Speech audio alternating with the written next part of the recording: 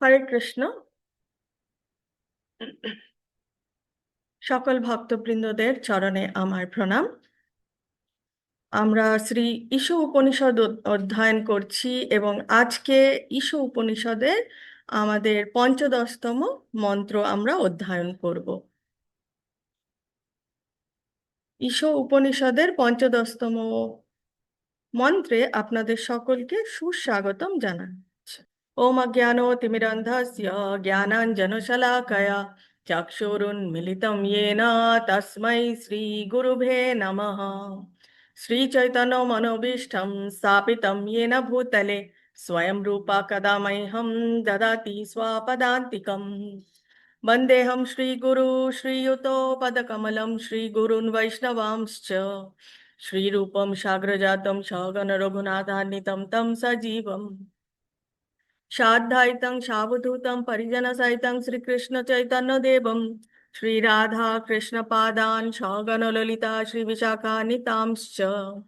हे कृष्ण करुणा सिन्धु दीनबन्धु जगत्पते गोपेश गोपिका Kanto Shri Radha Kanto नमोस्तुते। तप्त कांचन गौरांगी श्री राधे वृंदावनेश्वरी वृषभानुसुते देवी प्रणमामि हरिप्रिये। वाञ्छा कल्पतरुभ्यश्च कृपा सिन्धुभ्येव च पतितानां पावनेभ्यो वैष्णवेभ्यो नमो नमः। नमो विष्णुपादाय कृष्णपृष्ठाय भूतले श्रीमते भक्तिवेदांत स्वामिनिति नामिने। नमस्ते सरस्वते देवे गौरवाणी प्रचारिणे निर्विशेष शून्यवादी पाश्चात्य देशतारिणे। जय श्री कृष्ण चैतन्य प्रभु नित्यानंद श्री अद्वैत गदाधर श्रीवासादि गौर भक्त वृंद। हरे कृष्ण कृष्ण कृष्ण हरे हरे, हरे राम राम राम हरे हरे। निताई गौर प्रेमानंदे हरि हरि बोल। श्रीला प्रभुपाद की जय, श्रीला गुरु महाराज की जय, गुरु परंपरा की जय, श्री श्री राधा गोविंद जी की जय, समवेत गौर भक्त वृंद की जय।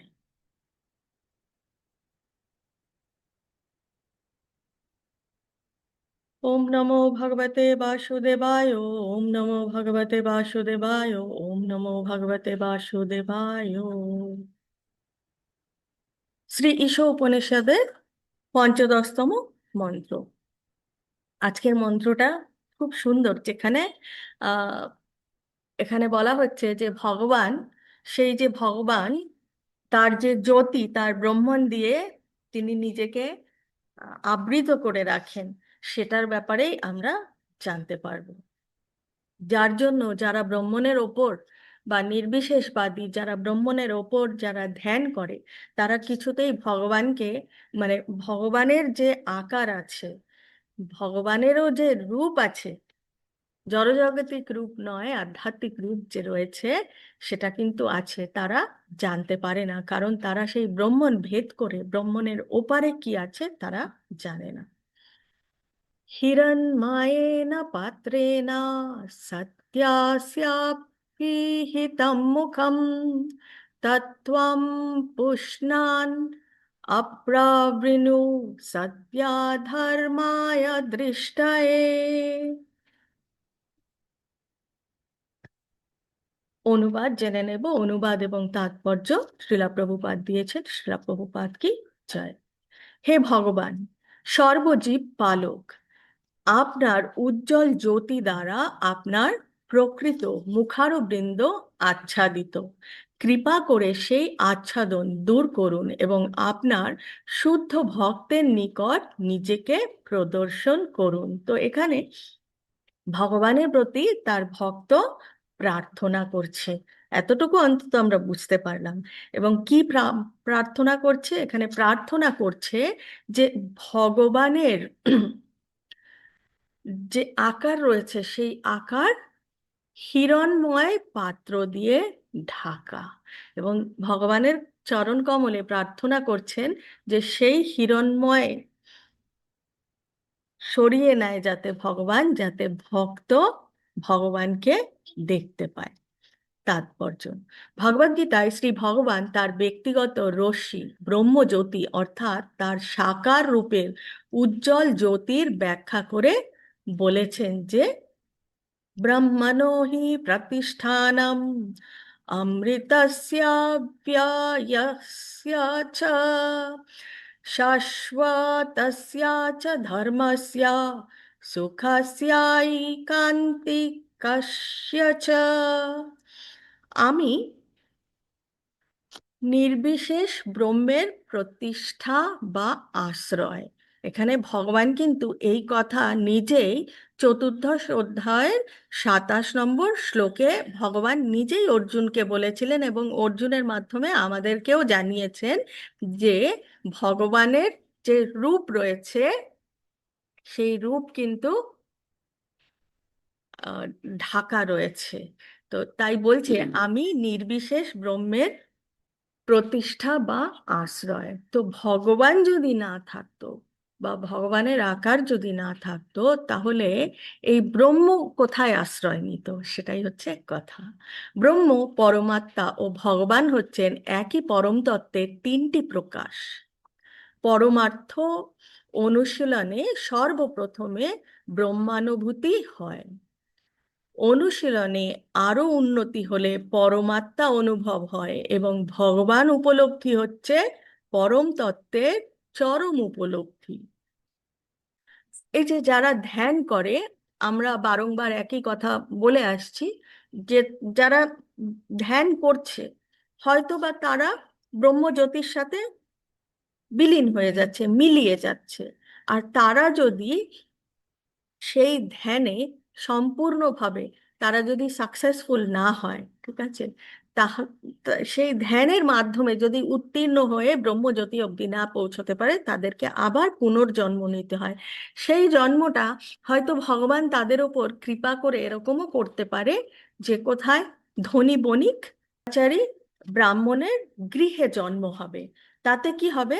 তাতে সে ভগবানের ভক্তির পথে এগোতে পারবে খুব সহজে। এবং কিভাবে এগোতে পারবে? যেভাবে, যেখানে তিনি তো ধ্যান করছিলেন, তিনি আহ, সেই পথে ছিলেন, যদিও সেই পথটা আলাদা।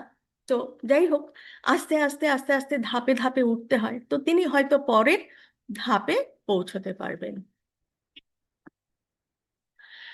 এটি ভগবদ্গীতায় প্রতিপন্ন হয়েছে, যেখানে ভগবান বলেছেন যে তিনি হচ্ছেন ব্রহ্মজ্যোতি ও সর্বব্যাপী পরমাত্মার মূল উৎস, পরম তত্ত্বের চরম ধারণা। ভগবদ্গীতায় শ্রীকৃষ্ণ বলেছেন যে তিনি হচ্ছেন পরম তত্ত্বের নির্বিশেষ ধারণা, ব্রহ্মজ্যোতির অন্তিম উৎস এবং তার অসীম শক্তির ব্যাখ্যা করার কোনো প্রয়োজন নেই।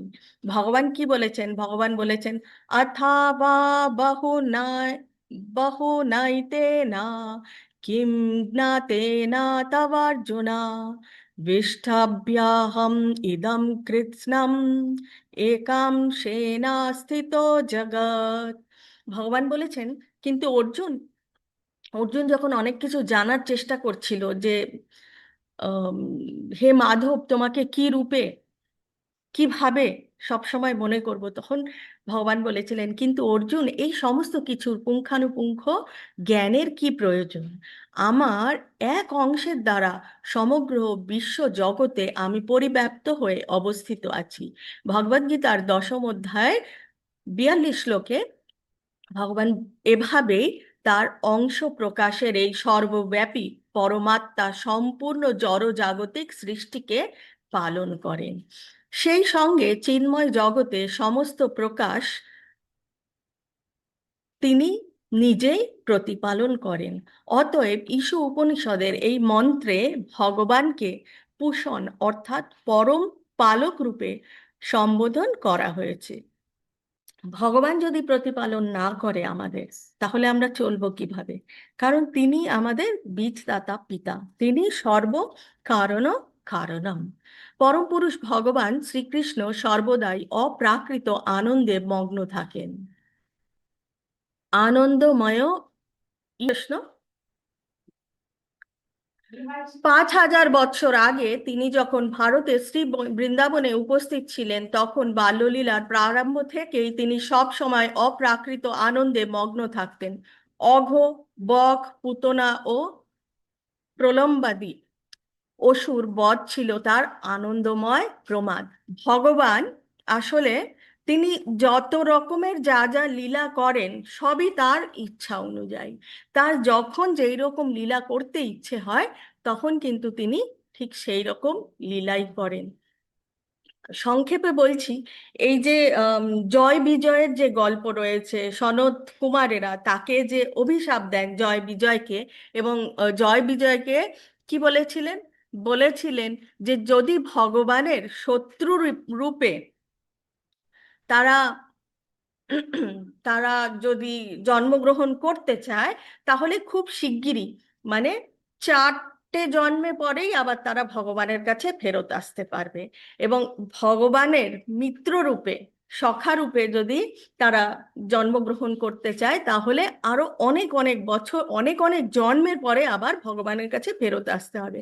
তো ভাগবতমে রয়েছে যে ভগবানের যুদ্ধ করার ইচ্ছে ছিল, এবং ভগবানের যুদ্ধ করার ইচ্ছে ছিল দেখেই সনত কুমারদেরকে দিয়ে সেই লীলাটা তিনি করান। সেই অভিশাপ যে দিয়েছিল জয় বিজয়কে, সেটাও ভগবানের ইচ্ছা অনুযায়ী হয়েছিল। তো তার যখন যেরকম তিনি আনন্দ উপভোগ করতে চান তিনি তখন সেই রকমই লীলা করেন। বৃন্দাবনের গ্রামে মাতা ভ্রাতা ও সখাদের সঙ্গে তিনি নিজে আনন্দ উপভোগ করতেন, এবং যখন তিনি দুষ্ট মাখন চোরের ভূমিকায় অভিনয় করতেন তখন ভাঁড় চুরি করার জন্য তার সমস্ত পার্ষদেরা দিব্য আনন্দ উপভোগ করতেন। মাখন চোর রূপে ভগবানের যে খ্যাতি,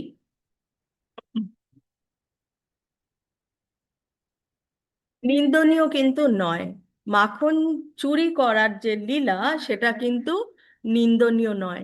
কেননা মাখন চুরির দ্বারা তার শুদ্ধ ভক্তদের ভগবান আনন্দ দান করতেন। বৃন্দাবনে ভগবানের দ্বারা যা কিছু অনুষ্ঠান হতো তা ছিল তার পার্শ্বদের আনন্দের জন্য। পরমার্থ অনুসন্ধানী তথাকথিত হঠযোগ কসরত অনুশীলনকারী এবং শুষ্ক মনোধর্মী জ্ঞানী ও কু কুতা কুতার্কিকদের আকর্ষণের জন্যই ভগবান এই সমস্ত লীলা সৃষ্টি করেন। খেলার সাথী গোপ বালকদের নিয়ে শ্রীকৃষ্ণের বাল্য ক্রীড়া প্রসঙ্গে শ্রীমদ্ ভাগবতে সুখদেব গোস্বামী কি বলেছেন আমরা জেনে নেব। শ্রীমদ্ ভাগবতে সুখদেব গোস্বামী বলেছেন, অথবা বহু নাইতে না কিম জ্ঞাতেনা তবার্জুনা বিষ্টাভ্যহম ইদম কৃৎস্নম একাংশেনা স্থিতো জগৎ। নিরাকার ব্রাহ্মণ ব্রহ্মানন্দ রূপে যাকে উপলব্ধি করা যায়, ভক্তগণ যাকে পরমেশ্বর ভগবান রূপে উপাসনা করেন, মায়াবদ্ধ জীবগণ যাকে সাধারণ মনুষ্য রূপে গণ্য করেন, সেই পরমেশ্বর ভগবান শ্রীকৃষ্ণর সঙ্গে বৃন্দাবনের গোপ বালকেরা জন্ম জন্মান্তর পুঞ্জীভূত পুণ্য কর্মের ফলে সখারূপে খেলা করেছেন। তো যেখানে যেই যেই লীলাই আমরা ভগবানের জানতে পারি না কেন, সব লীলাই কিন্তু ভগবানের পার্শ্বদ দ্বারা থাকবে, ভগবান থাকবে, এবং ভগবানের ভক্ত যেই ভক্তেরা হয়তো অনেক অনেক বছর ধরে এই ভগবত সেবার পথে রয়েছেন, তারা সেই লীলার জন্য কিন্তু ভগবানের সাথে থাকার টিকিট পায়। এটা কিন্তু মানে খুব ভালোভাবে আমাদের জেনে নিতে হবে। অতএব ভক্তির পথে চললে ভগবানের সঙ্গও কিন্তু পাওয়া যায়, ভগবানের সাথে থাকা যায়, এর থেকে আর কি হতে পারে। যেহেতু বলা হয়েছে যে ভগবান কখনো বৃন্দাবন ধাম পরিত্যাগ করে না, কেউ প্রশ্ন করতে পারে কিভাবে তিনি নিখিল সৃষ্টির বিভিন্ন বিষয় নিয়ন্ত্রণ করেন। এই প্রশ্নের উত্তরে ভগবদ্গীতার 13 নম্বর অধ্যায়ের 14 শ্লোকে ভগবান তার অংশ পুরুষ অবতার রূপে নিখিল বিশ্বে পরিব্যাপ্ত। প্রাকৃত সৃষ্টি স্থিতি ও প্রলয় বিষয়ে যদিও ভগবানের ব্যক্তিগতভাবে কিছুই করার নেই, তবুও তার অংশ প্রকাশ পরমাত্মার দ্বারা তিনি সমস্ত কার্য করান। প্রত্যেক জীবই আত্মারূপে পরিচিত, পরিচিত এবং সমস্ত আত্মার নিয়ন্ত্রণকারী মুখ্য আত্মা হচ্ছেন পরমাত্মা। ভগবত উপলব্ধির এই পন্থা হচ্ছে একটি মহৎ বিজ্ঞান। জড়বাদীরা জাগতিক সৃষ্টির 24টি তত্ত্ব বিশ্লেষণ এবং সেই সম্বন্ধে জাস্ট 1 মিনিট।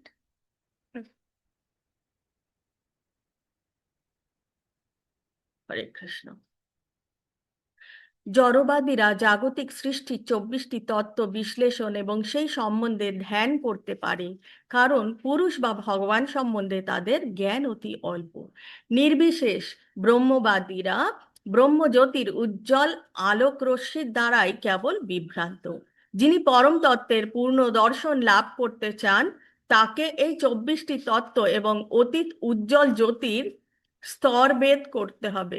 যিনি পরম তত্ত্বের পূর্ণ দর্শন লাভ করতে চায়, তাকে এই 24টি তত্ত্ব এবং তার অতীত উজ্জ্বল জ্যোতির স্তর ভেদ করতে হবে। হিরণ্ময় পাত্র অর্থাৎ জ্যোতির্ময় আবরণ অপসারণের প্রার্থনা জানিয়ে শ্রী ঈশ উপনিষদে এই লক্ষ্যের দিকে পথ নির্দেশ দিচ্ছে। এই জ্যোতির্ময় আবরণের অপসারণ ভিন্ন কেউ পরমেশ্বর ভগবানকে যথাযথভাবে দর্শন করতে পারে না এবং পরম তত্ত্বের প্রকৃত উপলব্ধি লাভ করা কখনোই সম্ভব নয়। পরমেশ্বর ভগবানের পরমাত্মা রূপ হচ্ছেন তিনটি অংশ তিনটি অংশ তত্ত্বের একটি, এবং সমষ্টিগতভাবে বলা হয় বিষ্ণু তত্ত্ব।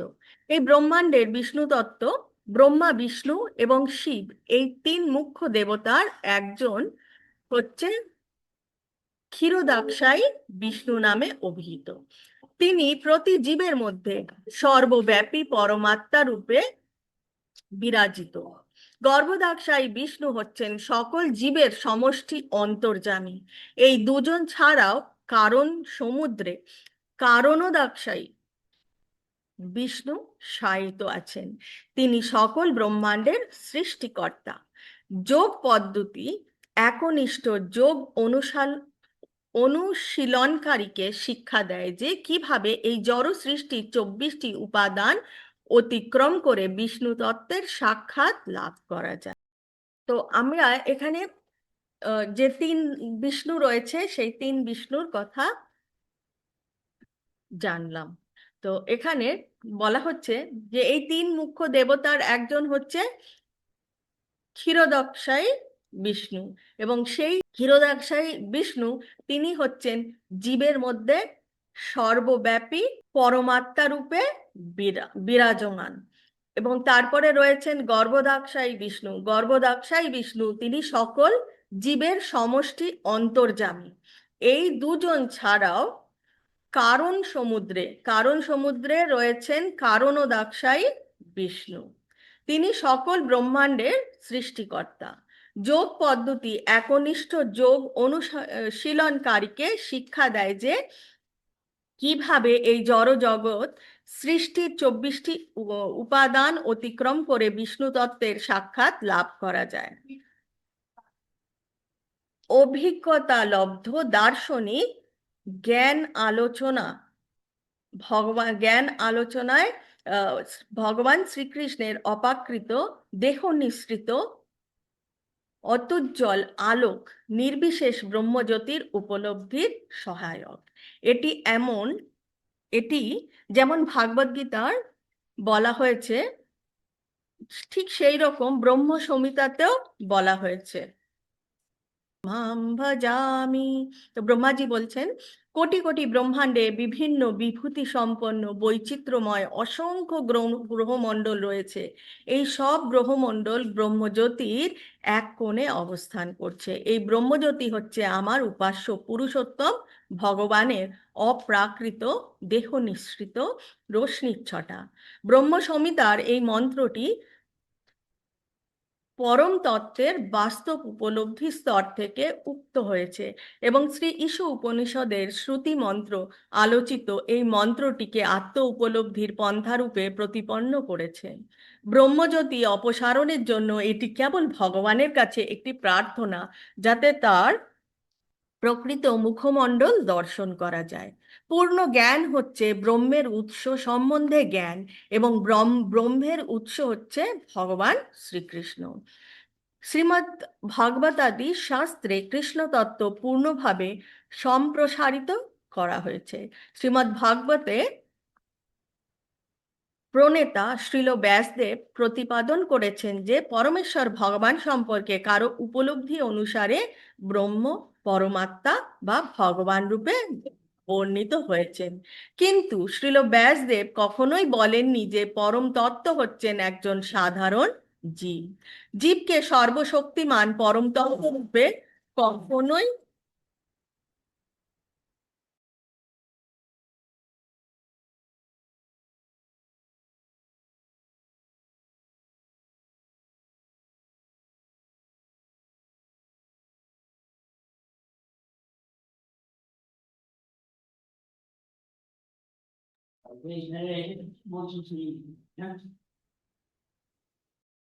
হয়েছিল।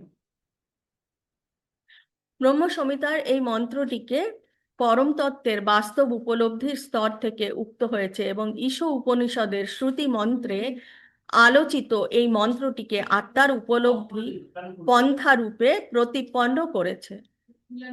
ব্রহ্মজ্যোতি অপসারণের জন্য এটি কেবল ভগবানের কাছে একটি প্রার্থনা, যাতে তার প্রকৃত মুখমণ্ডল দর্শন করা যায়। পূর্ণ জ্ঞান হচ্ছে ব্রহ্মের উৎস সম্বন্ধে জ্ঞান, এবং ব্রহ্মের উৎস হচ্ছেন ভগবান শ্রীকৃষ্ণ। শ্রীমদ্ ভগবতাদি শাস্ত্রে কৃষ্ণ তত্ত্ব পূর্ণভাবে সম্প্রসারিত করা হয়েছে। শ্রীমদ্ ভাগবত প্রণেতা শ্রীলা ব্যাসদেব প্রতিপাদন করেছেন যে পরমেশ্বর ভগবান সম্পর্কে কারো উপলব্ধি অনুসারে তিনি ব্রহ্ম, পরমাত্মা এবং ভগবান রূপে বর্ণিত হয়েছেন। কিন্তু শ্রীল ব্যাসদেব কখনোই বলেননি যে পরম তত্ত্ব হচ্ছেন একজন সাধারণ জীব। জীবকে সর্বশক্তিমান পরম তত্ত্বরূপে কখনোই বিবেচনা করা উচিত নয়।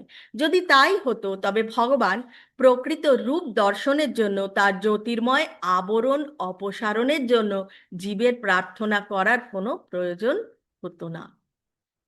তাহলে এই সিদ্ধান্তে আসা যায় যে পরম তত্ত্বের চিন্ময় শক্তিমান প্রকাশের অনুপস্থিতিতে নির্বিশেষ ব্রহ্ম উপলব্ধি হয়।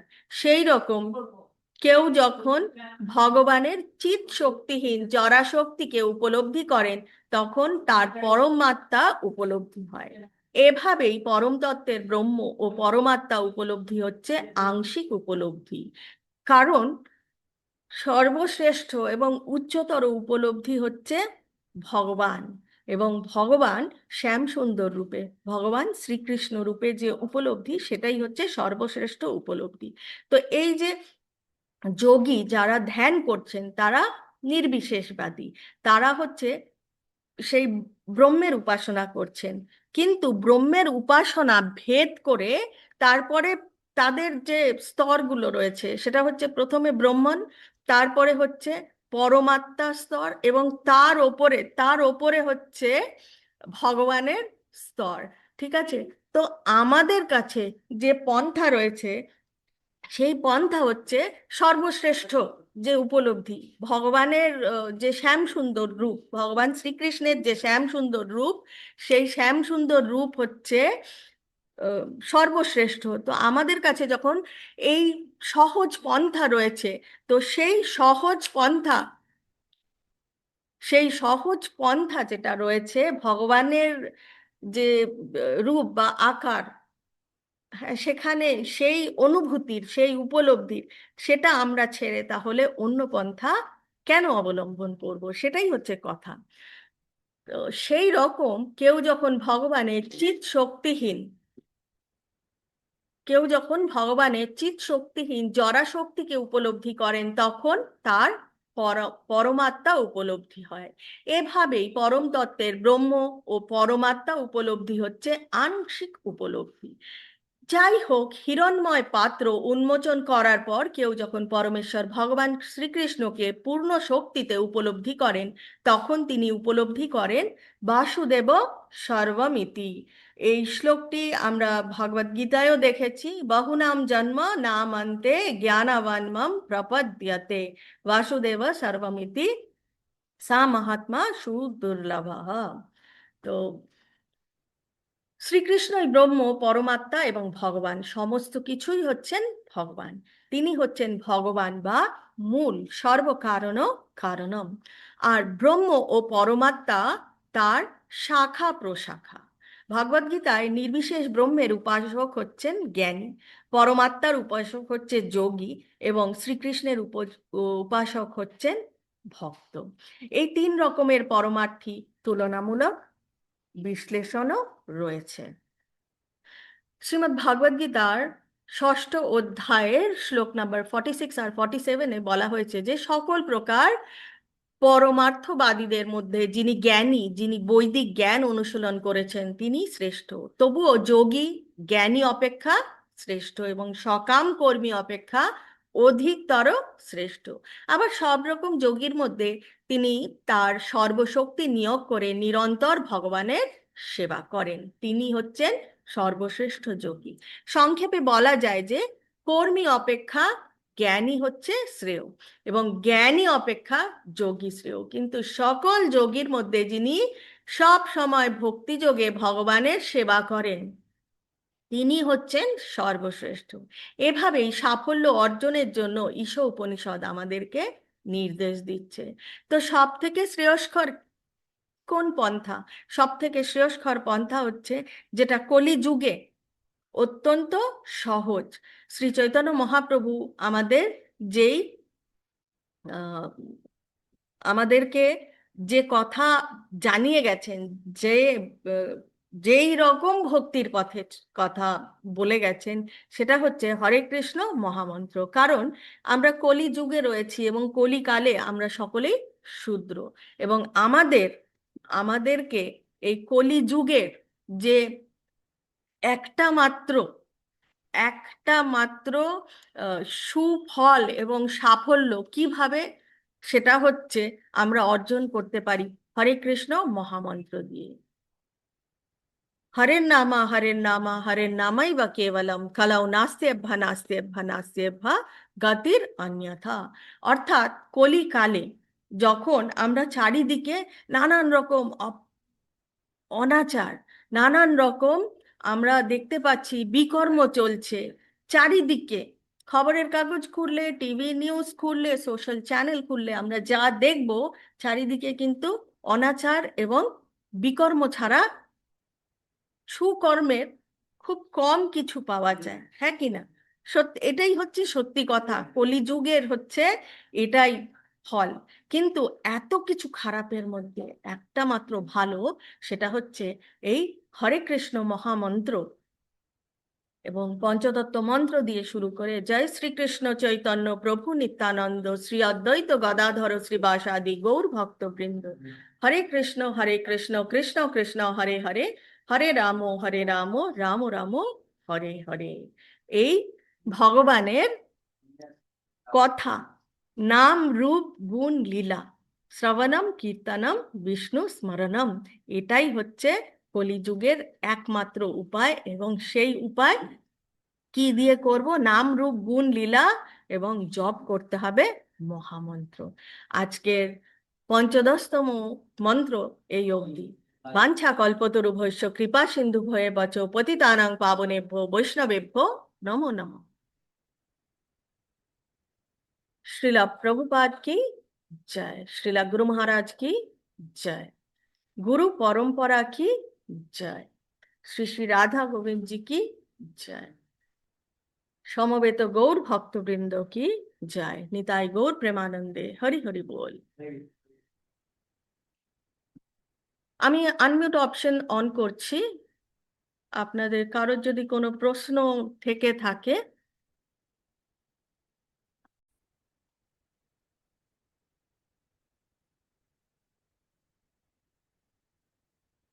তেমনি ব্রহ্ম সংহিতার 5.40-তে বলা হয়েছে यस्या प्रभा प्रभवतो जगदण्डकोटि कोटिष्वशेष वसुधादिविभूतिभिन्नं तद्ब्रह्मा निष्कलम् अनन्तमशेषभूतम् गोविन्दमादिपुरुषं तमां भजामि।